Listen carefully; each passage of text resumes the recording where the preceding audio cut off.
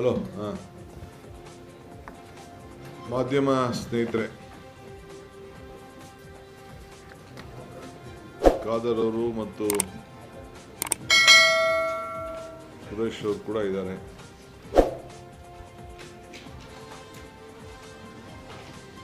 ಸುಮಾರು ನಿನ್ನೆಯಿಂದ ವಿಧಾನಸಭೆ, ವಿಧಾನ ಪರಿಷತ್ತು ಮತ್ತು ನನ್ನ ಎಲ್ಲ ಸಹೋದ್ಯೋಗಿಗಳ ಜೊತೆಯಲ್ಲಿ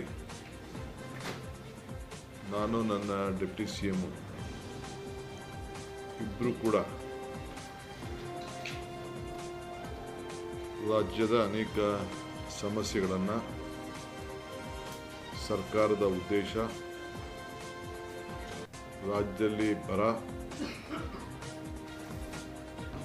ಬರಗಾಲದಲ್ಲಿ ಮತ್ತು ನೀರಾವರಿ ಯೋಜನೆಗಳಿಗೆ ಈ ಡ್ಯಾಮ್ಗಳನ್ನ ತುಂಬದೇ ಇರೋದಕ್ಕೆ ರೈತರಿಗೆ ಆಗ್ಬೋದಂಥ ಸಮಸ್ಯೆ ಮತ್ತು ಅವರ ಕ್ಷೇತ್ರದ ಅಭಿವೃದ್ಧಿ, ಸರ್ಕಾರದ ಹೊಸ ಕಾರ್ಯಕ್ರಮಗಳು ಮತ್ತು ಫಲಾನುಭವಿಗಳಿಗೆ ಯಾವ ರೀತಿ ಗ್ಯಾರಂಟಿ ಯೋಜನೆ ಫಲಾನುಭವಿಗಳಿಗೆ ಯಾವ ರೀತಿ ಹೊಸದಾಗಿ ನಾವು ಪರಿಷ್ಕರಣೆ ಮಾಡ್ತಾ ಇದ್ದೀವಿ, SIR ವಿಚಾರ, ಪ್ರಜಾಸೇವೆ ಇಲಾಖೆ ಯಾವ ರೀತಿ ಇರ್ತದೆ, ಸೊ ಕಡೆಯ ವ್ಯಕ್ತಿ ಕೂಡ ನಮ್ಮ ಸರ್ಕಾರ ಯಾವ ರೀತಿ ಸಹಾಯ ಮಾಡಬೇಕು, ಆಮೇಲೆ KGF ಗಣಿಗಾರಿಕೆ ಜೀಮನ್ನು ಯಾವ ರೀತಿ ವಾಪಸ್ ತೆಗೆದುಕೊಳ್ಬೇಕು ಮತ್ತು ITI ಜಮೀನನ್ನು ಸರ್ಕಾರ ಹರಾಜಾಗ್ತಾ ಇದನ್ನ ವಾಪಸ್ ನಾವು ಯಾವ ರೀತಿ ಕೇಳಬೇಕು ಮತ್ತು ವಿಶೇಷವಾಗಿ ಮಲೆನಾಡಿನಲ್ಲಿ ಮತ್ತು ಕರಾವಳಿ ಜಿಲ್ಲೆಗಳಲ್ಲಿ ಕಸ್ತೂರಿ ರಂಗನ್ ವರದಿ ಆಧರಿಸಿ ಕೇಂದ್ರ ಸರ್ಕಾರದಿಂದ ಬಂದಂಥ ಒಂದು ಅಬ್ಜೆಕ್ಷನ್ಗೆ ನಮ್ಗೆ ಆಗ್ತಾ ಇರೋಂಥ ಅನ್ಯಾಯದ ಬಗ್ಗೆ ಎಲ್ಲ ವಿಚಾರಗಳನ್ನು ಈಗಾಗಲೇ ನಾವು ಶಾಸಕರ ಹತ್ರ ಅಭಿಪ್ರಾಯವನ್ನು ಕೇಳಿದ್ದೇನೆ. ನಾನು ಕೂಡ ಬರಗಾಲದಲ್ಲಿ ನಿಮ್ಮ ಪಾತ್ರ ಏನು, ಯಾವ ರೀತಿ ನೀವು ಕೆಲಸವನ್ನು ಮಾಡಬೇಕು ಅಂಥೇಳಿ ಅವ್ರಿಗೆ ತಿಳಿಸಿದ್ದೇವೆ. ಈಗಾಗಲೇ ಸುಮಾರು 100ಕ್ಕೂ ಹೆಚ್ಚು ತಾಲೂಕುಗಳನ್ನು ಸದ್ಯದಲ್ಲೇ ಇವತ್ತು ನಾಳೆನೋ ನಮ್ಮ ರೆವಿನ್ಯೂ ಮಿನಿಸ್ಟ್ರು ಈಗೇನು ವರದಿ ಬಂದಿದೆ ಆ ವರದಿ ಬಂದದ್ದನ್ನು ಅವರು ಘೋಷಣೆಯನ್ನು ಮಾಡ್ತಾರೆ. ಮಿಕ್ಕಿದ್ದು ಇನ್ನೊಂದು ರೌಂಡು ಡ್ರೌಟಿಂಗ್ ಆದಮೇಲೆ ಆ ಕಾಲ ತಕ್ಕಂತೆ ಸರ್ಕಾರ ನಿರ್ಧಾರವನ್ನು ಮಾಡ್ತದೆ. ಅದಾದ ಮೇಲೆ ನಾವು ಕೇಂದ್ರಕ್ಕೆ ಹೋಗಿ ಒಂದು ಡೆಲಿಗೇಷನ್ ಹೋಗಿ ಈ ವಿಚಾರದಲ್ಲಿ ನಮಗೇನು ಸಹಾಯ ಮಾಡಬೇಕು, ಅವರೇನು ಸಮಿತಿಯನ್ನು ಒಂದು ಕಮಿಟಿಯನ್ನು ಕಳಿಸ್ಬೇಕು, ಆ ವಿಚಾರದಲ್ಲೂ ಕೂಡ ನಾನು ಮನವಿಯನ್ನು ಮಾಡಲಿದ್ದೇನೆ. ಸೊ ಭಾಳ ಜನ ಶಾಸಕರೆಲ್ಲ ನಮ್ಮ ಕಾರ್ಯಕ್ರಮ, ನಮ್ಮ ಯೋಜನೆಗಳು, ಹೊಸ ಚಿಂತನೆಗಳು ಇವೆಲ್ಲ ನೋಡಿ ಭಾಳ ಸಮಾಧಾನಕರವಾಗಿ, ಭಾಳ ಆತ್ಮವಿಶ್ವಾಸದಿಂದ ನಾವು ಹೆಜ್ಜೆ ಇಡ್ತಾ ಇದ್ದೇವೆ ಅನ್ನೋದನ್ನು ಹೇಳಿ ಅವರು ನಿರ್ಗಮಿಸಿದ್ದಾರೆ. ಪ್ರಜಾಸೇವೆ ಇಲಾಖೆ ಮುಖಾಂತರ, ಪ್ರಜಾಸೇವೆ ಇಲಾಖೆ ಅಂದರೆ ಒಂದು ಹೊಸ ಡಿಪಾರ್ಟ್ಮೆಂಟ್ನೇ ರಚನೆ ಮಾಡ್ತಾ ಇದ್ದೀವಿ. ACS ಅದಕ್ಕೆ ನನ್ನ ಕೆಳಗಡೆ, ಆ ಇಲಾಖೆ ಕೆಳಗಡೆ ಕೆಲಸ ಮಾಡ್ತಾರೆ. ಪ್ರತಿ ಮಂತ್ರಿ ತಿಂಗಳಿಗೆ 2 ದಿನ, ಮೊದಲನೇ ಶನಿವಾರ ಮತ್ತು 3ನೇ ಶನಿವಾರ ಆ ಜಿಲ್ಲೆಯ ವಿಧಾನಸಭಾ ಕ್ಷೇತ್ರಕ್ಕೆ ಹೋಗಿ ಭೇಟಿ ಕೊಟ್ಟು ಸಾರ್ವಜನಿಕರ ಅಹವಾಲನ್ನು ಸ್ವೀಕಾರ ಮಾಡಿ ಆ ಸಮಸ್ಯೆಗಳನ್ನು ಬಗೆಹರಿಸಲಿಕ್ಕೆ ಮತ್ತು ಅಲ್ಲೇ ಕೆಲವು ಏನಾದರೂ ಕಾನೂನು ಚೌಕಟ್ಟಿನಲ್ಲಿ ನಿರ್ಧಾರವನ್ನು ಮಾಡಿ ಸಹಾಯ ಮಾಡಲಿಕ್ಕೆ ಸಾಧ್ಯ ಅನ್ನೋ ಒಂದು ಸಭೆಗಳನ್ನು ನಡೆಸಿ ಜನರ ಸಮಸ್ಯೆಯನ್ನು ಕೇಳಲಿಕ್ಕೆ ಎಲ್ಲ 224 ಕ್ಷೇತ್ರಕ್ಕೂ ಕೂಡ ಭೇಟಿ ಕೊಡಬೇಕು ಅಂತ ಹೇಳಿದ್ದೇವೆ. ಇದಾದ ಮೇಲೆ ಸೊ ಹೋಬಳಿ ಮಟ್ಟಕ್ಕೂ ಕೂಡ ಆ ಮಂತ್ರಿಗಳು ಅದೇ ರೀತಿ ರೌಂಡಾಗಿ ಎಲ್ಲ ಕಡೆನೂ ನೆಕ್ಸ್ಟು 18 ತಿಂಗಳು ಆ ಕಾರ್ಯಕ್ರಮವನ್ನು ರೂಪಿಸಬೇಕು ಅಂತ ತಿಳಿಸಿದ್ದೇವೆ. ನಮ್ಮ ಶಾಸಕರು ಅವರು ಮಂತ್ರಿ ಹೋದ ಮೇಲೆ ಪಂಚಾಯಿತಿ ಮಟ್ಟದಲ್ಲೂ ಕೂಡ ಆ ಜನ ಸಂಪರ್ಕಕ್ಕೋಸ್ಕರ ಈ ಪ್ರಜಾಸೇವೆ ಇಲಾಖೆಗೆ ಹೋಗಿ ಅಲ್ಲೋಗಿ ಏನು ಜನರ ಸಮಸ್ಯೆಯನ್ನು ಆಲಿಸಬೇಕು, ಜನರ ಹತ್ರ ಹೋಗಬೇಕು, ಜನರ ಭಾವನೆಯನ್ನು ಅರ್ಥಕೊಳ್ಬೇಕು, ಅವರ ಸಮಸ್ಯೆ ಏನಿದೆ ಅಂತೇಳಿ ಅರ್ಥಕೊಂಡು ಸರ್ಕಾರಕ್ಕೂ ಮುಟ್ಟಿಸಿ ಅವ್ರಿಗೊಂದು ಪರಿಹಾರವನ್ನು ಒದಗಿಸಿಕೊಡಬೇಕು ಅಂಥೇಳಿ ಒಂದು ಹೊಸ ಇಲಾಖೆಯ ಭಾವನೆಯನ್ನು, ಚಿಂತನೆಯನ್ನು ಅವ್ರಿಗೆ ಮಾರ್ಗದರ್ಶನವನ್ನು ಕೊಟ್ಟಿದ್ದೇವೆ. ಸೊ ಅದು ಕೂಡ ಆದಷ್ಟು ನಾವು ಪರಿಹಾರವನ್ನು ಕಂಡುಹಿಡಲಿಕ್ಕೆ ಮತ್ತು ಜನರ ಆ ವಿಚಾರಗಳು ಏನಿದೆ ಅದು ಕೂಡ ಸರ್ಕಾರಕ್ಕೆ ಆಗಾಗ ನಮ್ಮನ್ನು ಭೇಟಿ ಮಾಡುವಂಥ ಸಂದರ್ಭದಲ್ಲಿ ಜನರ ಭಾವನೆಯನ್ನು ಕೂಡ ತಿಳಿಸಬೇಕು ಅಂಥೇಳಿ ಅವರಿಗೆ ಮಾರ್ಗದರ್ಶನವನ್ನು ಕೊಟ್ಟಿದ್ದೇವೆ. ಸಚಿವರು ಕೂಡ ತಾಲೂಕು ಮಟ್ಟಕ್ಕೆ ಆದಮೇಲೆ ಹೋಬಳಿ ಮಟ್ಟಕ್ಕೂ ಹೋಗಬೇಕು ಕಂಪಲ್ಸರಿಯಾಗಿ ಅಂಥೇಳಿ ಅವ್ರಿಗೆ ಮಾರ್ಗದರ್ಶನವನ್ನು ಕೊಟ್ಟಿದ್ದೇವೆ. ಇದಲ್ಲದೆ SIR ವಿಚಾರ ಈಗಾಗಲೇ ಪ್ರಾರಂಭ ಆಗಿದೆ. ತಮಗೀಗಾಗಲೇ ಗೊತ್ತಿದೆ, ಸುಮಾರು 1 ಕೋಟಿಗೂ ಹೆಚ್ಚು ವೋಟರ್ ಲಿಸ್ಟಲ್ಲಿ ಇಲ್ಲ. ಸೊ ಈಗ ನಾವು ಸರ್ಟಿಫಿಕೇಟನ್ನು ಕೊಡ್ತಾ ಇದ್ದೇವೆ, ಪರ್ಮನೆಂಟ್ ರೆಸಿಡೆನ್ಸ್ ಸರ್ಟಿಫಿಕೇಟು ಮತ್ತು ಜಾತಿ ಪ್ರಮಾಣ ಪತ್ರ ಅದನ್ನು ಒದಗಿಸ್ಕೊಡ್ತಾ ಇದ್ದೇವೆ. ಅವ್ರಿಗೇನಾದ್ರು ಬೇಕು ಅಂತಂದರೆ ಜನರಿಗೆ ಸಹಾಯ ಮಾಡಬೇಕು. ನಾನು ಎಲೆಕ್ಷನ್ ಕಮಿಷನ್ಗೆ ಎಲ್ಲ ಪಂಚಾಯತಿಗಳಲ್ಲೂ ಕೂಡ ಎಲ್ಲ ಊರುಗಳಲ್ಲೂ ಕೂಡ ಎಲ್ಲೆಲ್ಲಿ ಆ ಬೂತ್ ಇದೆ ಆ ಬೂತ್ನಲ್ಲಿ ಸಭೆ ನಡೆಸಿ ನೀವು ವೋಟರ್ ಲಿಸ್ಟ್ನ ಪಬ್ಲಿಷ್ ಮಾಡಬೇಕು. ಪಬ್ಲಿಷ್ ಅಂದರೆ ಅಫಿಷಿಯಲಾಗಿ ನೀವು ಓದಬೇಕು, ಸಭೆಗಳನ್ನು ಮಾಡಬೇಕು ಅಂತೇಳಿ ಕೂಡ ನಾನು ಮನವಿ ಮಾಡಿದ್ದೇನೆ. ಆ ವಿಚಾರದಲ್ಲೂ ಕೂಡ ಸರ್ಕಾರ ನಮ್ಮದೇ ಆದಂಥ ಕಾರ್ಯಕ್ರಮವನ್ನು ರೂಪಿಸ್ತದೆ. ಈಗ ನಾನು ಶಾಸಕರು ಕೂಡ ನಿಮ್ಮ ಕ್ಷೇತ್ರದಲ್ಲಿ ಮತದಾನದ ಹಕ್ಕನ್ನು ಉಳಿಸ್ಕೊಳ್ಬೇಕು, ಮತ ಇದ್ದರೆ ನಿಮ್ಮ ಬದುಕಿಗೆ ಒಂದು ದೊಡ್ಡ ಶಕ್ತಿ ಬರ್ತದೆ ಅನ್ನೋದನ್ನು ಅವ್ರಿಗೆ ವಿಚಾರವನ್ನು ಪ್ರತಿಯೊಬ್ಬರು ಕೂಡ ತಿಳಿಸ್ಬೇಕು. ಯಾರಿಗೂ ಕೂಡ ಅನ್ಯಾಯ ಆಗಬಾರ್ದು. ಮತದಾನದ ಹಕ್ಕನ್ನು ಕಾಪಾಡಲಿಕ್ಕೆ ಎಲ್ಲರೂ ಕೂಡ ಒಂದು ಅವಕಾಶವನ್ನು ಕೊಡಬೇಕು. ಈಗ ಕೆಲವರಿಗೆ ಸುಮಾರು ಒಂದು 45 ಲಕ್ಷಕ್ಕೂ ಹೆಚ್ಚು ಜನರಿಗೆ ನೋಟಿಸ್ಗಳು ಹೋಗ್ತಾ ಇದೆ. ಅದಕ್ಕೆ ಏನೇನು ಬೇಕು, ಪರಿಹಾರ ಬೇಕು, ದಾಖಲೆ ಬೇಕು, ಅದಕ್ಕೆಲ್ಲ ಶಾಸಕರು BLAಗಳ ಮುಖಾಂತರ ಅವ್ರಿಗೆಲ್ಲ ಒದಗಿಸ್ಕೊಡ್ಬೇಕು ಅಂಥೇಳಿ ಅವರೆಲ್ಲರೂ ಕೂಡ ಮಾರ್ಗದರ್ಶನ ಕೊಟ್ಟಿದ್ದೇವೆ. ಇದಲ್ಲದೆ ಯಾವುದಾದ್ರು ಬಿಟ್ಟೋಗಿತ್ತು ಅಂದರೆ ಫಾರಮ್ 6, 8 ಏನೇನಿದೆ ಆ ಕಾನೂನು ಚೌಕಟ್ಟಿನಲ್ಲಿ ಆ ಪ್ರಕಾರ ನೀವೆಲ್ಲರೂ ಕೂಡ ಆ ಒಟ್ಟಿನ ಮತದಾನದ ಹಕ್ಕನ್ನು ಕೊಡಿಸ್ಲಿಕ್ಕೆ ನೀವು ಮುಂದಾಳತ್ವವನ್ನು ವಹಿಸ್ಕೊಳ್ಬೇಕು. ಯಾವುದು ಪಾರ್ಟಿ ಪಕ್ಷ ಅನ್ನೋದಕ್ಕೆ ನೋಡದೆ ನೀವೆಲ್ಲರೂ ಕೂಡ ನೀವು ಸಹಾಯವನ್ನು ಮಾಡಬೇಕು ಅಂಥೇಳಿ ಅವರಿಗೆ ಮಾರ್ಗದರ್ಶನವನ್ನು ನಾವು ಕೊಟ್ಟಿದ್ದೇವೆ.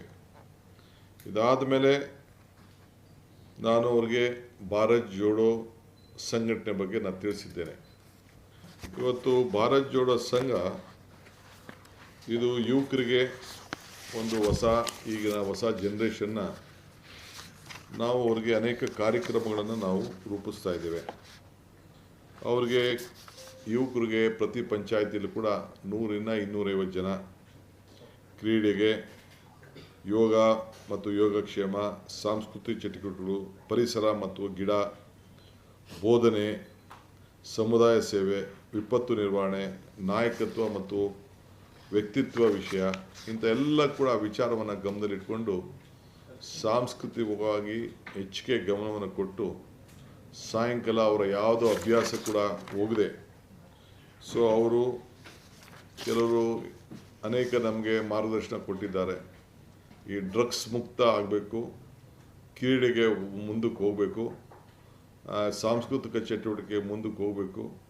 ಇವೆಲ್ಲ ಕೂಡ ಜೊತೆಗೆ ಈ ದೇಶದ ಐಕ್ಯತೆ, ಈ ದೇಶದ ಸಮಗ್ರತೆ, ಸಂವಿಧಾನ ಇವೆಲ್ಲ ಕೂಡ ವಿಚಾರವನ್ನು ಅರ್ಥಕೊಳ್ಳಿಕ್ಕೆ ಒಂದು ಈ ಭಾರತ್ ಜೋಡೋ ಎಲ್ಲ ಜಾತಿ ಧರ್ಮಗಳನ್ನು ಒಂದು ಕಡೆ ಬದಿಗಟ್ಟಿ ಒಗ್ಗಟ್ಟಿನಿಂದ ಅವರೆಲ್ಲ ಯುವಕರುಗಳು ಸಂಘಟನೆ ಆಗಿ ಅವರ ಕಾಲವನ್ನು ಕಳೀಬೇಕು, ಅದಕ್ಕೆಲ್ಲ ಸದಸ್ಯರನ್ನು ಮಾಡಬೇಕು. 16 ವರ್ಷದಿಂದ 35 ವರ್ಷದ ಇವ್ರಿಗೆ ಗ್ರಾಮೀಣ ಪ್ರದೇಶ ಇರ್ಬೋದು, ನಗರದಲ್ಲಿ ಸಂಘಗಳು ಮಾಡಬೇಕು ಅಂತೇಳಿ ಅವ್ರಿಗೆ ಮಾರ್ಗದರ್ಶನವನ್ನು ಕೊಟ್ಟಿದ್ದೇನೆ. ಅವರ ಪ್ರತಿಯೊಂದು ಸಂಘಕ್ಕೂ ಕೂಡ ಸರ್ಕಾರದಿಂದ 10 ಲಕ್ಷ ರೂಪಾಯಿ ಹಣವನ್ನು ಕೂಡ ಕೊಡ್ತೇವೆ. ಕೆಲವರು ನಾಟಕ ಕಲಿಯೋರು ಇರ್ತಾರೆ, ಕೆಲವರು ಆಟ ಆಡೋರು ಇರ್ತಾರೆ, ಕೆಲವು ವಿವಿಧ ರೀತಿಯಲ್ಲಿ ಇರ್ತಾರೆ. ಅದಕ್ಕೆ ಆ ಸಂಘಟನೆಗೆ ಒಬ್ಬ ಸರ್ಕಾರಿ ಆ ಪಂಚಾಯತಿಲೇ ಇರೋಂಥ, ಆ ವಾರ್ಡಲ್ಲೇ ಇರೋಂಥ ಒಬ್ಬ ಸರ್ಕಾರಿ ನೌಕರನ್ನು ಒಬ್ಬ ಮೆಂಟರಾಗಿ ಅವ್ರನ್ನ ನೇಮಕ ಮಾಡ್ತೇವೆ. ಅದನ್ನು ಅವನ್ನ ಉಪಯೋಗಿಸ್ಕೊಂಡು ನಿಮ್ಮ ಹೊಸ ಒಂದು ಯುವಕರ ಪ್ರತಿಭೆ ಹೊರಗಡೆ ಬರಬೇಕು. ಹಳ್ಳಿಲಿರೋಂಥ ಪ್ರತಿಭೆಗಳು ಹೊರಗಡೆ ತರಬೇಕು. ಹಳ್ಳಿರೋಂಥ ಪ್ರತಿಭೆಗಳನ್ನು ಹೊರಗಡೆ ನಾವು ತರಬೇಕು. ಏಕೆಂದರೆ ಬೇರೆ ಯುವಕರಿಗೆ ಅವಕಾಶ ಇಲ್ಲ. ಕೆಲವು ಸಲಹೆಗಳು ಕೂಡ ಕೊಟ್ಟಿದ್ದಾರೆ, ಅವರಲ್ಲಿ ಕಾಂಪಿಟೇಷನ್ಗಳು ಕೂಡ ಮಾಡಬೇಕು ಅಂತೇಳಿ. ಸೊ ಆ ವಿಚಾರದಲ್ಲಿ ಅವರವ್ರ ಏನು ಪ್ರತಿಭೆಗಳಿದೆ, ಗ್ರಾಮೀಣ ಪ್ರದೇಶದ ಪ್ರತಿಭೆ, ಆ ಭಾಗದಲ್ಲಿ ಏನೇನು ಪ್ರತಿಭೆಗಳಿದೆ ಅವಕ್ಕೆಲ್ಲ ಕೂಡ, ಈಗ ನಾವು ದಕ್ಷಿಣ ಕನ್ನಡದಲ್ಲಿ ಅವ್ರದ್ದೇ ಆದಂಥ ಒಂದು ಕೆಲವು ಪ್ರತಿಭೆಗಳಿದೆ, ಮಲೆನಾಡಲ್ಲಿ ಅವ್ರದ್ದೇ ಆದಂಥ ಪ್ರತಿಭೆ ಇದೆ. ಸೊ ಹಂಗೆ ಬೇರೆ ಬಯಸಿ ಮೇಲೆ ಅವ್ರದ್ದೇ ಆದಂಥ ಒಂದು ಪ್ರತಿಭೆ ಇದೆ. ಇವೆಲ್ಲ ಕೂಡ ಈಚೆ ಹೊರಗಡೆ ತರಬೇಕು ಅನ್ನೋ ದೃಷ್ಟಿಯಿಂದ ಈ ಸಂಘಟನೆಗಳನ್ನ ಮಾಡಿದ್ದೇವೆ ಅನ್ನೋದನ್ನು, ಈ ಸಂಘಗಳನ್ನು ಸ್ಥಾಪನೆ ಮಾಡಲಿಕ್ಕೆ ಹೊರಟಿದ್ದೇವೆ. ನೀವೆಲ್ಲ ಸದಸ್ಯರನ್ನು ಮಾಡಬೇಕು. ಅವರು ಒಂದು ಮೆಂಬರ್ ಆಗಬೇಕಾದವನು ಒಂದು ಫೋಟೋ, ಅವನ ಇತಿಹಾಸ ಮತ್ತು 10 ರೂಪಾಯಿ ಫೀಸನ್ನು ಕೊಟ್ಟು ಆ ಸಂಘಕ್ಕೆ ಮೆಂಬರ್ ಆಗಬೇಕು ಅಂತ ಹೇಳಿದ್ದೇನೆ. ಪ್ರತಿ ಪಂಚಾಯತಿಗೆ ಕನಿಷ್ಠ 100 ಜನರು ಇರಬೇಕು. 100 ಜನ ಎಲ್ಲ ವಾರ್ಡ್ಗೆ, ಅದಕ್ಕೊಂದು ಜನಸಂಖ್ಯೆ ಆಧಾರ ನಿರ್ಧಾರ ಮಾಡಿದ್ದೇನೆ. ಪಟ್ಟಣ ಪಂಚಾಯತಿಗೆ ಎಷ್ಟು, CMCಗೆ ಎಷ್ಟು, ನಗರಸಭೆಗಳಿಗೆ ಎಷ್ಟು, ಕಾರ್ಪೊರೇಷನ್ಗೆ ಎಷ್ಟು ಅಂಥೇಳಿ ಒಂದು ಜನಸಂಖ್ಯೆ 10,000 ಜನಸಂಖ್ಯೆ ಕಾರ್ಪೊರೇಷನ್ ಏರಿಯಾಲಿ, ಪಟ್ಟಣ ಪಂಚಾಯತಿಲಿ ಒಂದು 4,000 6,000 ಈ ರೀತಿ ಒಂದು ಗೈಡ್ಲೈನ್ಸ್ ಇದೆ. ಆ ಗೈಡ್ಲೈನ್ ಪ್ರಕಾರ ಆ ವ್ಯಾಪ್ತಿಯಲ್ಲಿ ತಾವು ಮಾಡಬೇಕು ಅಂಥೇಳಿ ನಾನು ಅವ್ರಿಗೆ ಮಾರ್ಗದರ್ಶನವನ್ನು ಕೊಟ್ಟಿದ್ದೇನೆ. ಸೊ ಅದರಿಂದ ಏನೇನು ಅನುಕೂಲ ಆಗ್ತದೆ ಅಂತ ಕೂಡ ವಿವರವನ್ನು ಅವ್ರಿಗೆಲ್ಲ ತಿಳಿಸಿದ್ದೇನೆ. ಸೊ ಎಲ್ಲರೂ ಕೂಡ ಖಂಡಿತ ನಾವು ಮಾಡ್ತೇವೆ ಅಂಥೇಳಿ ಹೋಗಿದ್ದಾರೆ. ವಿಶೇಷವಾಗಿ no to drugs, yes to sports. No to drugs, yes to ನಮ್ಮ ಸಾಂಸ್ಕೃತಿಕವಾದಂಥ ಚಟುವಟಿಕೆಗಳಿಗೆ, ನಮ್ಮ ಅನೇಕ ಚಟುವಟಿಕೆಗಳಿಗೆ, ಪರಿಸರ ಒಳಗೊಂಡಂತೆ ಇವೆಲ್ಲ ಕೂಡ ಕಾರ್ಯಕ್ರಮವನ್ನು ಮಾಡಬೇಕು ಅಂಥೇಳಿ ಅವ್ರಿಗೆಲ್ಲ ಮಾರ್ಗದರ್ಶನವನ್ನು ಕೊಟ್ಟಿದ್ದೇವೆ. ಸೊ ಅವ್ರಿಗೆ ಇಷ್ಟು ದಿನ ಟ್ರಯಲಾಗೆ ನಾವು ಆನ್ಲೈನ್ ಇಟ್ಟಿದ್ದು, ಈಗ ಮುಂದಕ್ಕೆ ಆಫ್ಲೈನ್ಗೆ ಅವಕಾಶವನ್ನು ನಾವು ಕೊಟ್ಟು ಮಾರ್ಗದರ್ಶನ ಕೊಟ್ಟು ಮಾಡಿದ್ದೇವೆ. ಈಗ ಆನ್ಲೈನಲ್ಲೇ ಸುಮಾರು 7 ಲಕ್ಷ ಜನ ಮೆಂಬರ್ಶಿಪ್ಪನ್ನು ತೆಗೆದುಕೊಂಡಿದ್ದಾರೆ. ಒಂದು ಸತಿ ಮೆಂಬರ್ಶಿಪ್ ಆದಮೇಲೆ ಆ ಪಂಚಾಯತಿ ವ್ಯಾಪ್ತಿಯಲ್ಲಿ, ಆ ವಾರ್ಡಲ್ಲಿ, ಆ ವಾರ್ಡ್ ಹೆಸರಿನಲ್ಲಿ ಭಾರತ್ ಜೋಡೋ ಯುವ ಸಂಘ, ಅದು ಯುವಕ ಸಂಘ, ಅದು ರಿಜಿಸ್ಟ್ರೇಷನ್ ಆಗ್ತದೆ. ಆಮೇಲೆ ಸರ್ಕಾರದ ಯಾವುದಾದ್ರು ಒಂದು ಶಾಲೆಯಲ್ಲಾಗಲಿ, ಸಮುದಾಯ ಭವನದಲ್ಲಾಗಲಿ, ಇಲ್ಲ ಅಂತ ಯಾರ್ದಾದ್ರು ರೆಕಗ್ನೈಸ್ಡ್ ಶಾಲೆಗಳಲ್ಲಾಗಲಿ, ಅಲ್ಲಿ ಸಭೆಗಳನ್ನು ಯಾವತ್ತೂ ಅವರು ನಿಗದಿ ಮಾಡ್ತಾರೋ ವಾರಕ್ಕೆ ಒಂದಿನೋ 15 ಒಂದಿನ ನಿಗದಿ ಮಾಡಿ ಅವ್ರ ಕಾರ್ಯಕ್ರಮವನ್ನು ರೂಪಿಸ್ತಾರೆ. ಇದಕ್ಕೀಗಲೇ ನಾವು ಹಣವನ್ನು ಕೂಡ ಅದಕ್ಕೆ ಒಂದು ಪಂಚಾಯತಿಗೆ ಅಲ್ಲಿ ಒಂದು ವಾರ್ಡ್ಗಾಗಲಿ 10 ಲಕ್ಷ ಕೊಡಬೇಕು ವರ್ಷಕ್ಕೆ ಅಂತೇಳಿ ನಿಗದಿ ಮಾಡಿದ್ದೇವೆ. ಸೊ ಇದು ಕೂಡ ನಮ್ಮೆಲ್ಲ ಶಾಸಕರಿಗೆ ವಿಚಾರವನ್ನು ನಾನು ತಿಳಿಸಿದ್ದೇನೆ. ಇದಲ್ಲದೆ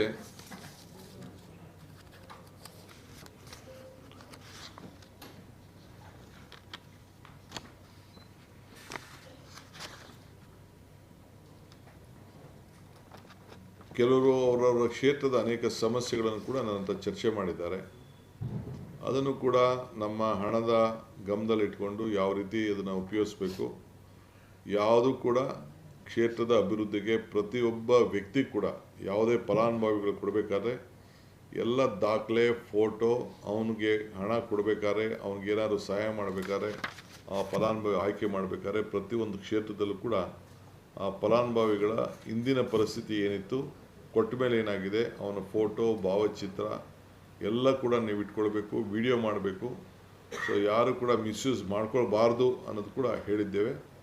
ಮತ್ತು ಪ್ರತಿಯೊಂದು ಅಭಿವೃದ್ಧಿ ಕೆಲಸದಲ್ಲೂ ಕೂಡ ಯಾವುದೇ ನಿಮ್ಮ ಅವ್ರವ್ರ ಕ್ಷೇತ್ರದಲ್ಲಿ ತೆಗೆದುಕೊಂಡ್ರೆ ಯಾವುದು ಕೂಡ ಬೋಗಸ್ ಕಾಮಗಾರಿಗೆ ಅವಕಾಶ ಕೊಡಬಾರ್ದು. ಸೊ ನನ್ನ ಮನೆಯಿಂದ ನಮ್ಮ ಸುರೇಶ್ ಮನೆಯಿಂದ ನನ್ನ ಮನೆಗೆ ಅಂತ 2 ಸತಿ ಬರ್ಸೋವಂಥದ್ದು, ಇವೆಲ್ಲ ಹೆಸರುಗಳನ್ನ ಚೇಂಜ್ ಮಾಡೋಂಥದ್ದು, ಅದಕ್ಕೆ ಬಿಲ್ ಮಾಡೋಂಥದ್ದು ಎಲ್ಲ ಕೂಡ ಬೇಕಾದಷ್ಟು ಹಿಂದೆ ಎಲ್ಲ ನಮಗೆ ಮಾಹಿತಿ ಎಲ್ಲ ಇದೆ. ನಾನು ಯಾರ ಕ್ಷೇತ್ರದಲ್ಲಿ ಅಂತ ಚರ್ಚೆ ಮಾಡೋಕ್ಕೆ ಹೋಗೋದಿಲ್ಲ. ಸೊ ಈ ವಿಚಾರದಲ್ಲಿ ನಾವು ಚರ್ಚೆಯನ್ನು ಅವ್ರಿಗೆಲ್ಲ ತಿಳುವಳಿಕೆ ಕೊಟ್ಟಿದ್ದೇವೆ. ಇದಲ್ಲದೆ ನಮ್ಮ ರೆವಿನ್ಯೂ ಇಲಾಖೆ ವತಿಯಿಂದ ಈಗಾಗಲೇ ನಮ್ಮ ಪರಮೇಶ್ವರ್ ಅವರು ಪ್ರತಿ ಒಂದು ಜಿಲ್ಲೆಯಲ್ಲಿ ಕನಿಷ್ಠ ಒಂದು 50,000 ಸೈಟರು ಹಂಚಬೇಕು ಅಂಥೇಳಿ ಒಂದು ಕಾರ್ಯಕ್ರಮವನ್ನು ರೂಪಿಸಿದ್ದಾರೆ. ಸೊ ಎಲ್ಲ ಸರ್ಕಾರಿ ಎಲ್ಲೆಲ್ಲಿ ಜಮೀನಿದೆ ಅದನ್ನೆಲ್ಲ ಈಗಾಗಲೇ ಐಡೆಂಟಿಫಿಕೇಷನ್ ಮಾಡ್ತಾಯಿದ್ದೀವಿ.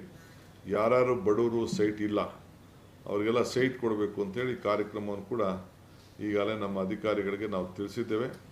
ಅದಾದಮೇಲೆ ಯಾರು ಬಡವರಿಗೆ ಸೈಟ್ ಇಲ್ಲದವರು ಇದ್ದಾರೆ ಅವರೆಲ್ಲರೂ ಕೂಡ ಸೈಟ್ ಹಂಚುವಂಥ ಕಾರ್ಯಕ್ರಮವನ್ನು ಆದಷ್ಟು ಜರೂರಾಗಿ ಮಾಡಬೇಕು ಅಂಥೇಳಿ ಈಗಾಗಲೇ ಕಾರ್ಯಕ್ರಮವನ್ನು ರೂಪಿಸಿದ್ದೇವೆ. ಇದ್ರ ಜೊತೆಗೆ ನಾನು ತಾಲೂಕ್ ಪಂಚಾಯಿತಿ, ಗ್ರಾಮ ಪಂಚಾಯಿತಿ, ಜಿಲ್ಲಾ ಪಂಚಾಯಿತಿ, ನಗರಸಭೆ, ಕಾರ್ಪೊರೇಷನ್ ಎಲ್ಲ ಈ ನವಂಬರು ಒಳಗಡೆ, ಈಗ ಡಿಸೆಂಬರ್ ಒಳಗಡೆ ಕಾರ್ಪೊರೇಷನ್ ಎಲೆಕ್ಷನ್ ಮಾಡಲೇಬೇಕು ನಾವು.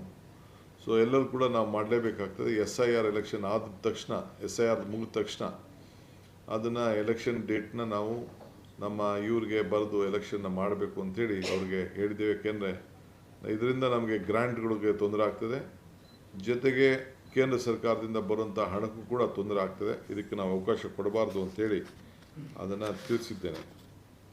ಇನ್ನೊಂದು ಭಾಳ ಪ್ರಮುಖವಾದ ವಿಚಾರ ಏನಂದರೆ, ಕೈಗಾರಿಕೆಗಳಿಗೆ ಸಂಬಂಧಪಟ್ಟಂತೆ ಗ್ರಾಮೀಣ ಪ್ರದೇಶದಲ್ಲಿ, ತಾಲೂಕುಗಳಲ್ಲಿ, ಡಿಸ್ಟಿಕ್ಕಲ್ಲಿ ಅಲ್ಲೂ ಕೂಡ ಪ್ರೋತ್ಸಾಹ ಕೊಟ್ಟು ಆದಷ್ಟು ಜನರಿಗೆ ವಲಸೆ ಬರೋದನ್ನು ತಪ್ಪಿಸ್ಲಿಕ್ಕೆ ಅಲ್ಲಲ್ಲೇ ಏನೇನು ಮಾಡಬೇಕು ಅನ್ನೋದು ಕೂಡ ನಾವು ನಿಮ್ಮ ಕ್ಷೇತ್ರದಲ್ಲಿ, ನಿಮ್ಮ ಜಿಲ್ಲೆಯಲ್ಲಿ ಏನಾದರೂ ಸಮಸ್ಯೆ ಇದ್ದರೆ ಅಂಥೇಳಿ ತಿಳಿಸಿ ಅಂತ ಕೂಡ ತಿಳಿಸಿದ್ದೇನೆ.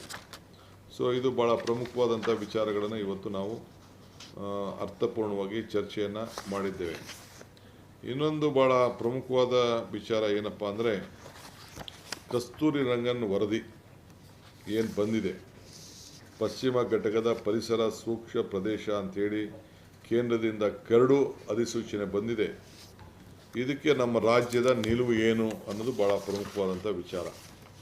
ಸೊ ಇದರಿಂದ ನಮಗೆ ಬಂದಿರೋಂಥ ಮಾಹಿತಿ ಪ್ರಕಾರ ಈಗ ನಮಗೆ ಸ್ವಲ್ಪ 6 ತಿಂಗಳು ಟೈಮ್ ಕೊಟ್ಟಿದ್ದಾರೆ. 10 ಜಿಲ್ಲೆಯಲ್ಲಿ 33 ತಾಲೂಕು, 14,449 ಗ್ರಾಮಗಳು ಇಲ್ಲಿ ಬರ್ತದೆ. ಸೊ ಕರ್ನಾಟಕದಲ್ಲಿ 20,668 ಚದರ ಕಿಲೋಮೀಟ್ರ್ ಪ್ರದೇಶ ಇದೆ. ಸೊ ಇಲ್ಲಿ ಮುಂದೆ ನಮ್ಮ ಕೃಷಿಕರ ಜೀವನೋಪಾಯಕ್ಕೆ, ಅವರ ಮೂಲ ಸೌಕರ್ಯ ಮತ್ತು ಅವ್ರ ಭವಿಷ್ಯ ಅಭಿವೃದ್ಧಿಗೆ ಭಾಳ ತೊಂದರೆ ಆಗ್ತಾಯಿದೆ. ಸೊ ಇದನ್ನು ಯಾವ ರೀತಿ ನಾವು ರಕ್ಷಣೆ ಮಾಡಬೇಕು ಅಂಥೇಳಿ ಈಗಾಗಲೇ ಚರ್ಚೆ ಮಾಡಿದ್ದೇವೆ. ಹಿಂದೆ ಕೂಡ ನಮ್ಮ ಸರ್ಕಾರ ಇದನ್ನು ತಿರಸ್ಕರಿಸಬೇಕು ಅಂಥೇಳಿ ನಾವು ಕ್ಯಾಬಿನೆಟಲ್ಲಿ ಸಿದ್ದರಾಮಯ್ಯನವರ ಸರ್ಕಾರ ಇದ್ದಾಗ ನಾವು ಅದನ್ನು ಮಾಡಿದ್ದು. ಆದರೂ ಕೂಡ ಅವರು ಅದನ್ನು ಪರಿಗಣದೆ ಈಗ ಏಕಪಕ್ಷೀಯ ನಿರ್ಧಾರವನ್ನು ತೆಗೆದುಕೊಂಡಿದ್ದಾರೆ. ಸೊ ಅದಕ್ಕೆ ನಮ್ಮ ಸರ್ಕಾರ ಅದನ್ನು ಯಾವ ರೀತಿಯೂ ಕೂಡ ನಾವು ಒಪ್ಪಲಿಕ್ಕೆ ಸಾಧ್ಯ ಇಲ್ಲ. ಮುಂದೊಂದು ದಿನ ನಾನು ಕ್ಯಾಬಿನೆಟಲ್ಲಿ ತಂದು ಇದನ್ನು ನಾನು ಚರ್ಚೆ ಮಾಡ್ತೇನೆ ಮತ್ತು ಜನರ ಅಭಿಪ್ರಾಯ ಕೂಡ ಸರ್ಕಾರ ಗಂಭೀರವಾಗಿ ನಾವು ಗಣನೆಗೆ ತೆಗೆದುಕೊಳ್ಬೇಕಾಗ್ತದೆ. ನಮ್ಮೆಲ್ಲ ಶಾಸಕರು ಕೂಡ ಭಾಳ ಆತಂಕವನ್ನು ವ್ಯಕ್ತಪಡಿಸಿದ್ದಾರೆ.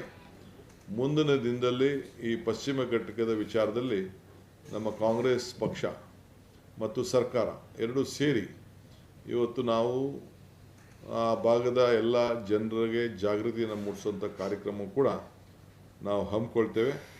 ಸೊ ಮುಂದೆ ಬರುವಂಥ ಸಂಪುಟದ ಸಭೆಯಲ್ಲಿ ಮುಂದಿನ ತಿಂಗಳಲ್ಲಿ ನಾವು ಒಂದು ಭಾಳ ಮಹತ್ವವಾದಂಥ ನಿರ್ಧಾರವನ್ನು ನಾವು ಕೈಗೊಳ್ಳಬೇಕಾಗ್ತದೆ. ಹಿಂದೆ 2024 ಸೆಪ್ಟೆಂಬರ್ 24ನೇ ತಾರೀಕು ನಡೆದಂಥ ಸಂಪುಟದ ಸಭೆ ನಿರ್ಧಾರ ಏನಿದೆ ಅದರ ವಿರುದ್ಧವಾಗಿ ಇವತ್ತು ನಮ್ಮ ನಿರ್ಧಾರವನ್ನು, ನಮ್ಮ ಅಭಿಪ್ರಾಯವನ್ನು ಕೈಗೊಳ್ಳದೆ ಈಗ ಕೇಂದ್ರ ಸರ್ಕಾರ ಒಂದು ನಿರ್ಧಾರ ಮಾಡಿರೋದು ನಮ್ಮ ರಾಜ್ಯಕ್ಕೆ ಒಂದು ದೊಡ್ಡ ಆಘಾತ ಉಂಟಾಗಿದೆ. ಸೊ ಅದಕ್ಕೆ ಕೇಂದ್ರದ ಮೇಲೆ ಮತ್ತೆ ಒತ್ತಾಯ ತರಲಿಕ್ಕೆ ಏನು ಬೇಕೋ ಆ ಕೆಲಸವನ್ನು ಮಾಡ್ತೇವೆ. ಸೊ ಅದರಿಂದ ಕೇಂದ್ರ ಸರ್ಕಾರ ನಾವು ಮಾಡಿದಂಥ ಅಪೇಕ್ಷೆಗೆ ಗೌರವವನ್ನು ಕೊಡಬೇಕು. ಮುಂದೆ ನಾವು ಯಾವ ಕಾರಣಕ್ಕೂ ಒಪ್ಪಲಿಕ್ಕೆ ಸಾಧ್ಯ ಇಲ್ಲ. ಇದರ ಬಗ್ಗೆ ಅನೇಕ ಕಾನೂನು ಚೌಕಟ್ಟಿನಲ್ಲಿ ಕೂಡ ನಾವು ಚರ್ಚೆಯನ್ನು ನಾವು ಮಾಡೋರಿದ್ದೇವೆ. ಸೊ ಈಗ ಕರಡು ಅಧಿಸೂಚನೆ ಏನು ಕೊಟ್ಟಿದ್ದಾರೆ, ಭಾಳ ಕಠಿಣವಾದಂಥ ನಿರ್ಬಂಧಗಳನ್ನು ಕೊಟ್ಟಿದ್ದಾರೆ. ಅಲ್ಲಿ ಕಲ್ಲುಗಣಿ ಇರ್ಬೋದು, ಮರಳು ಸಾಗಾಣಿಕೆ, ಹೊಸ ಉಷ್ಣ ವಿದ್ಯುತ್ತು ಹೆಚ್ಚುವರಿ ಉಂಟಾಗೋದು, ಕೆಲವು ನಿರ್ಮಾಣ, ಕೆಲವು ಟೌನ್ಶಿಪ್ಪು, ಯಾವುದಕ್ಕೂ ಕೂಡ ಮನೆಗಳು ಕಟ್ಟಲಿಕ್ಕೆ ತೊಂದರೆ ಆಗ್ತಾಯಿದೆ ಹಳ್ಳಿಗಳಲ್ಲಿ. ಇವೆಲ್ಲ ಕೂಡ ಬೇಕಾದಷ್ಟಿದೆ. ಸೊ ಇದರಿಂದ ಜನರಿಗೆ ಬದುಕಿನಲ್ಲಿ ಭಾಳ ತೊಂದರೆ ಆಗ್ತಾಯಿದೆ. ವಿಶೇಷವಾಗಿ ಕೃಷಿ, ಗ್ರಾಮೀಣ ಸೌಲಭ್ಯ, ನಿರ್ಮಾಣ, ರಸ್ತೆ, ಸಣ್ಣ ಕೈಗಾರಿಕೆ, ಪ್ರವಾಸೋದ್ಯಮ ಇವೆಲ್ಲಕ್ಕೂ ಕೂಡ ಭಾಳ ತೊಂದರೆ ಆಗ್ತಾಯಿದೆ. ಅದು ನಮ್ಮ ವಿರೋಧವನ್ನು ನಾವು ಭಾಳ ಸಮರ್ಪಕವಾಗಿ ವ್ಯಕ್ತಪಡಿಸಬೇಕಾಗಿದೆ. ಆ ನಿಟ್ಟಿನಲ್ಲಿ ಒಂದು ಕರ್ನಾಟಕಕ್ಕೆ ಒಂದು ಮಾದರಿ, ಬೇರೆ ಕಡೆಗೆ ಇನ್ನೊಂದು ನಿಯಮ, ಕರ್ನಾಟಕ ಒಂದು ನಿಯಮ, ಬೇರೆ ಕಡೆಗೆ ಒಂದು ನಿಯಮ, ಇದನ್ನು ನಮಗಾಲೇ ಮಾಹಿತಿ ನಮಗೆ ದೊರಕಿದೆ.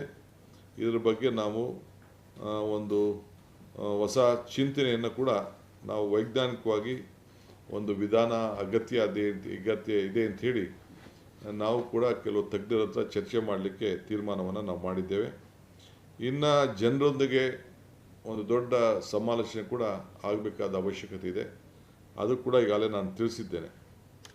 ಒಟ್ಟು ಇದ್ರ ಜೊತೆಗೆ ಒಂದು ದಿನ ಪ್ರತ್ಯೇಕವಾಗಿ ಮುಂದಿನ ತಿಂಗಳು ಏನು ನಮಗೆ ಟೈಮಿಂಗ್ ಇದೆ, 2 ತಿಂಗಳೊಳಗಡೆ ನಾವು ಕಳಿಸ್ಬೇಕು ಅಂತ ಇದೆ, ಅಬ್ಜೆಕ್ಷನ್ ಕೊಡಬೇಕು ಅಂತ ಇದೆ. ಅಷ್ಟರೊಳಗಡೆ 1 ಡೇ ಸ್ಪೆಷಲ್ ಸೆಷನನ್ನು ಬರೀ ಪಶ್ಚಿಮ ಘಟ್ಟಕದಿಂದ ನಮ್ಗೆ ಆಗ್ತಾ ಇರೋಂಥ ತೊಂದರೆ, ಪರಿಸರ ಸೂಕ್ಷ್ಮ ಪ್ರದೇಶದಿಂದ ಕೇಂದ್ರ ಏನು ಅಧಿಸೂಚನೆ ಹೊರಡಿಸಿದೆ ಅದ್ರ ಬಗ್ಗೆ ವ್ಯಾಪಕವಾಗಿ ಚರ್ಚೆ ಮಾಡಬೇಕು ಅಂತೇಳಿ ಮಾಡಿ ಅಸೆಂಬ್ಲಿಯಲ್ಲಿ ಒಂದು ರೆಸಲ್ಯೂಷನ್ ಮಾಡಿ ಕೇಂದ್ರ ಸರ್ಕಾರಕ್ಕೆ ಕಳಿಸ್ಬೇಕು ಅಂತ ಕೂಡ ಇದೆ. ಇದು ಏಕೆಂದರೆ ಇದು ಪಕ್ಷಾತೀತವಾಗಿ ನಮ್ಮ ರಾಜ್ಯಕ್ಕೆ ಮತ್ತು ಪ್ರದೇಶಗಳಲ್ಲಿ ಎಲ್ಲರೂ ಕೂಡ ಇದು ಭಾಳ ಆತಂಕ ಇದೆ. ಅದಕ್ಕೆ ಅಸೆಂಬ್ಲಿಯಲ್ಲೇ ಕೂಡ ಅವರ ಅಭಿಪ್ರಾಯಗಳು ಕೂಡ ತೆಗೆದುಕೊಳ್ಬೇಕು ಅಂಥೇಳಿ ನಾವು ತೀರ್ಮಾನವನ್ನು ಮಾಡಿ ಒಂದಿನ ನಾನು ಒಂದು ಸ್ಪೆಷಲ್ ಸೆಷನನ್ನು ಈ ವಿಚಾರದಲ್ಲಿ ಕರೆಯೋನಿದ್ದೇನೆ. ಸೊ ಅದರಿಂದ ಈಗ ಜೊತೆಗೆ ಎಲ್ಲ ಶಾಸಕರ ಬೇಡಿಕೆಗಳಿಗೂ ಕೂಡ ನಾನು ಆಹ್ವಾನಿಸಿದ್ದೇನೆ. ಅವರು ಅನೇಕ ಅಭಿವೃದ್ಧಿ ಬಗ್ಗೆ ಅವರು ಚರ್ಚೆ ಮಾಡಿದ್ದಾರೆ, ಆ ಕ್ಷೇತ್ರಕ್ಕೆ ಏನೇನಾಗಬೇಕು ಅಂತ ಹೇಳಿದ್ದಾರೆ. ಇದನ್ನು ನಾನು ರಾಜ್ಯದ ಹಿತಕ್ಕೆ ಗಮನದಲ್ಲಿಟ್ಕೊಂಡು ನಮ್ಮ ಗುರಿ, ನಾವೇನು ನಮ್ಮ ಪ್ರಣಾಳಿಕೆಯಲ್ಲಿ ಮಾತು ಕೊಟ್ಟಿದ್ದೋ, ಒಂದು ಉತ್ತಮವಾದಂಥ ಆಡಳಿತ ಜನರಿಗೆ ತಲುಪಬೇಕು, ಒಳ್ಳೆ ಗವರ್ನೆನ್ಸ್ ಕೊಡಬೇಕು, ನೀವು ಭಾಳ ಹುಷಾರಾಗಿರಬೇಕು, ವಿರೋಧ ಪಕ್ಷದ ನಡತೆಯನ್ನು ಕೂಡ ನೀವೆಲ್ಲ ಗಮನಿಸಿದ್ದೀರಿ ಅಂತ ಅವ್ರಿಗೆಲ್ಲ ತಿಳುವಳಿಕೆಯನ್ನು ಕೊಟ್ಟಿದ್ದೇವೆ. ಸೊ ನಾವು ರಾಜ್ಯದ ಹಿತಕ್ಕೆ ಈಗಾಗಲೇ ತಮಗೆಲ್ಲ ಗೊತ್ತಿದೆ, ಈಗಾಗಲೇ ನಮ್ಮ ರಾಜ್ಯದ ಏನು ಚರ್ಚೆ ಕೂಡ ಮಾಡದೆ ಬಂಡತನ ಮಾಡಿಕೊಂಡು ನೋಟಿಸು ಕೊಡದೆ ಅಸೆಂಬ್ಲಿನ ನಡೆಸೋಕ್ಕೆ ಬಿಡದೆ ನಾವು ಇದನ್ನು ಅಸೆಂಬ್ಲಿನೇ ಮುಟುಕು ಮಾಡಬೇಕಾದಂಥ ಪರಿಸ್ಥಿತಿ ಬಂತು. ಈ ಹಿನ್ನೆಲೆಯಲ್ಲಿ ಇವತ್ತು ಅನೇಕ ಚರ್ಚೆಯನ್ನು ನಾವು ಮಾಡಿದ್ದೇವೆ. ಸೊ ಟೈಮ್ ವೇಸ್ಟ್ ಮಾಡ್ಕೊಳ್ಳೋದು ಬೇಡ ಅಂತೇಳಿ ಶಾಸಕರನ್ನೆಲ್ಲ ಮುಂದೆ ನಾನು ಕರಿಬೇಕು ಅಂತಿದ್ದೆ. ಈಗ ಹೆಂಗಿರು ಅವನ್ನೆಲ್ಲ ಕರೆದು ಚರ್ಚೆ ಮಾಡಿ ಅವರ ಸಲಹೆಗಳನ್ನು ಕೂಡ ಎಲ್ಲ ಪಡ್ಕೊಂಡಿದ್ದೇನೆ.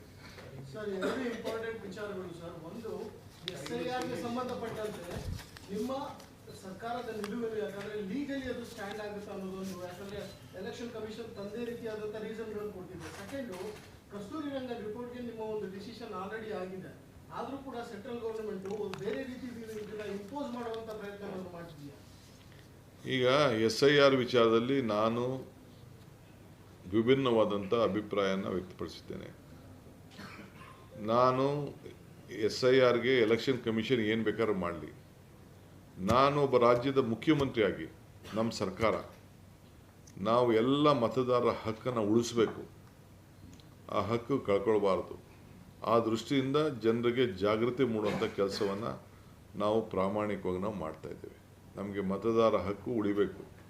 ಅವನು ಓಟ್ ಯಾರಿಗೆ ಬೇಕಾದ್ರೂ ಹಾಕ್ಕೊಳ್ಳಲಿ, ಅದು ಮುಖ್ಯ ಅಲ್ಲ. ಅವನ ಹಕ್ಕನ್ನು ಒಬ್ಬ ರಾಜ್ಯದ ಒಬ್ಬ ಮುಖ್ಯಸ್ಥನಾಗಿ ಒಂದು ಸರ್ಕಾರ ಏನು ಜವಾಬ್ದಾರಿ ಸರ್ಕಾರ ಇದೆ, ನಮ್ಮ ಡ್ಯೂಟಿನ ನಾವು, ನಮ್ಮ ಕರ್ತವ್ಯನ ನಾವು ಪ್ರಾಮಾಣಿಕತೆಯಿಂದ ಮಾಡೋಣ ಅಂಥೇಳಿ ಒಂದು ಪ್ರಯತ್ನ ಮಾಡ್ತಾಯಿದ್ದೇನೆ. ಕಸ್ತೂರಿ ರಂಗನ ವಿಚಾರ ಏನು ನಾನೀಗಾಗಲೇ ಡೇಟ್ ಕೂಡ ಹೇಳಿದೋ, ಹಿಂದೆ ನಮ್ಮ ಕ್ಯಾಬಿನೆಟಲ್ಲಿ ಸಿದ್ದರಾಮಯ್ಯನವರ ಅಧ್ಯಕ್ಷತೆಯಲ್ಲಿ ನಡೆದಂಥ ಕ್ಯಾಬಿನೆಟ್ ಏನಿತ್ತು, ಆ ಕ್ಯಾಬಿನೆಟಲ್ಲಿ ನಾವು ನಿರ್ದಿಷ್ಟವಾಗಿ ನಾವು ನಮ್ಮ ವಿರೋಧವನ್ನು ವ್ಯಕ್ತಪಡಿಸಿದ್ದೇವೆ. ಇದನ್ನು ನೀವು ಈ ಸೂಕ್ಷ್ಮ ಪ್ರದೇಶದಿಂದ ನಮಗೆಲ್ಲ ತೊಂದರೆ ಆಗ್ತದೆ ಅಂತೇಳಿ ನಾವು ರೆಸಲ್ಯೂಷನ್ ಮಾಡಿ ಕಳಿಸಿದ್ದೇವೆ. ಸೊ ಆದರೂ ಕೂಡ ಇವತ್ತು ಅವರು ನಮಗೆ ಏನು ಗಣನೆ ತೆಗೆದುಕೊಳ್ಳದೆ ಮಾಡಿದ್ದಾರೆ. 24 ಸೆಪ್ಟೆಂಬರ್ ಏನು 26ನೇ ತಾರೀಕು ನಾವು ನಡೆದಂಥ ನಿರ್ಧಾರ ಏನಿದೆಯಲ್ಲ ಅದು ಈಗಾಗಲೇ ನಾವು ಕಳಿಸಿದ್ರು ಕೂಡ ಅವ್ರು ತಿರಸ್ಕಾರ ಮಾಡಿದ್ದಾರೆ. ಸೊ ಇದಕ್ಕೆ ನಾವು ನಮ್ಮ ಅಭಿಪ್ರಾಯವನ್ನು ವ್ಯಕ್ತಪಡಿಸ್ತಾ ಇದ್ದೀವಿ. ಸರ್, ಈಗ ಬರದ ಬಗ್ಗೆ ಅಸೆಂಬ್ಲಿ ಒಳಗಡೆ ಚರ್ಚೆ ಮಾಡಬೇಕಾಯ್ತು, ವಿರೋಧ ಪಕ್ಷದವ್ರು ಮಾಡಲಿಲ್ಲ ಸರ್. ನೀವು ಈ ಸರ್ಕಾರದಿಂದ ಏನು ಇಮಿಡಿಯೇಟ್ ಆಕ್ಷನ್ಸ್ಗಳು ಏನು ತೊಗೊಂಡಿ ಸರ್? ಯಾಕೆಂದ್ರೆ ನಾನು ಅದನ್ನೇ ಹೇಳ್ತಾ ಇದ್ದೀನಲ್ಲ, ವಿರೋಧ ಪಾರ್ಟಿಯವ್ರಿಗೆ ಬಡವ್ರ ಬಗ್ಗೆ, ಬರದ ಬಗ್ಗೆ, ನೀರಾವರಿ ಬಗ್ಗೆ ಏನು ಆಸಕ್ತಿ ಇಲ್ಲ. ಅವ್ರಿಗೆ ರಾಜಕಾರಣ ಬೇಕು. ಅದಕ್ಕೆ ನಾವು ಈ ಅಸೆಂಬ್ಲಿಲಿ ಚರ್ಚೆ ಆಗಲಿ ಅಂತಿದ್ದೋ, ಈಗಿಲ್ಲ. ಈಗ ಯಾವುದಾದ್ರು ಬರೋ ತಾಲೂಕು ಅಂತೇಳಿ ಇದನ್ನು ಈಗಾಗಲೇ ತೀರ್ಮಾನ ಮಾಡಿದ್ದೇವೆ. ಅದೆಲ್ಲ ರಿಪೋರ್ಟ್ಸ್ ಬಂದಿದೆ. ಇದರಲ್ಲಿ ನಾವು ಟೆಕ್ನಿಕಲ್, ಯಾಕೆಂದರೆ ನಾವೇನು ಇಲ್ಲಿ ವೈಯಕ್ತಿಕವಾಗಿ ಯಾವ ತಾಲೂಕು ಸೇರಿಸ್ಬೇಕು ಬಿಡಬೇಕು ಅಂತಿಲ್ಲ. ಯಾವುದು ಎಲಿಜಿಬಿಲಿಟಿ ಪ್ರೋಸೆಸ್ಸಲ್ಲಿದೆ ಆ ಪ್ರಕಾರ ನಾವು ಎಲ್ಲೆಲ್ಲಿ ಮಳೆ ಬಂದಿಲ್ಲ ಇದನ್ನೆಲ್ಲ ಡ್ರೌಟಿಂಗ್ ಎಲ್ಲ ಆಗಿ ಆ ವರದಿ ಆಧಾರದ ಮೇಲೆ ಈಗಾಗಲೇ ತೀರ್ಮಾನವನ್ನು ಮಾಡಿದ್ದೇವೆ. ನಾಳೆನೋ ನಾಳಿದ್ದೋ ಇಲ್ಲ ಇವತ್ತು ನಮ್ಮ ಡೆಪ್ಯೂಟಿ CM ನಿಮಗೆ ಯಾವ ತಾಲೂಕು ಬರ ಅಂತೇಳಿ ಘೋಷಣೆ ಮಾಡ್ತಾರೆ. ಈಗಾಗಲೇ ನಾನು ಒಂದೊಂದು ಕ್ಷೇತ್ರಕ್ಕೆ ಕುಡಿಯೋ ನೀರಿಗೋಸ್ಕರ 1 ಕೋಟಿ ಬಿಡುಗಡೆ ಮಾಡಿದ್ದೇನೆ. ಇದಲ್ಲದೆ ಇನ್ನು ಸುಮಾರು ಹೆಚ್ಚು ಕಮ್ಮಿ ಒಂದು 100 ಕೋಟಿಗೂ ಹೆಚ್ಚು ಡೆಪ್ಟಿ ಕಮಿಷನರ್ಸ್ ಅಕೌಂಟಲ್ಲಿ ನಾವು ಎಕ್ಸ್ಟ್ರಾ ಇಟ್ಟಿದ್ದೇವೆ, PD ಅಕೌಂಟಲ್ಲಿ ಇಟ್ಟಿದ್ದೇವೆ. ಸೊ ಅದು ಕೂಡ